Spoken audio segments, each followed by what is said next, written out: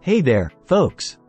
Welcome back to Product Critique, your go-to channel for in-depth reviews on the latest gadgets and gizmos. Today, we're diving into the world of photo printers, and let me tell you, we've got a gem on our hands. Feast your eyes on the Liene 4x6 inches photo printer. Now, before we jump into the nitty-gritty, let me tell you why this little beauty deserves the title of the best dye sublimation photo printer on the market. First off, let's talk about ease of use. Setting up this printer is as easy as pie.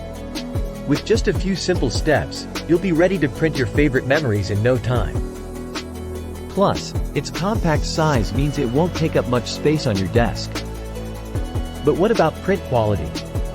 Well, let me tell you, folks, the Liene 4x6 inches photo printer delivers stunning, vibrant photos every time.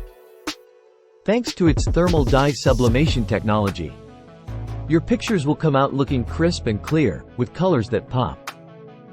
Now, let's talk connectivity.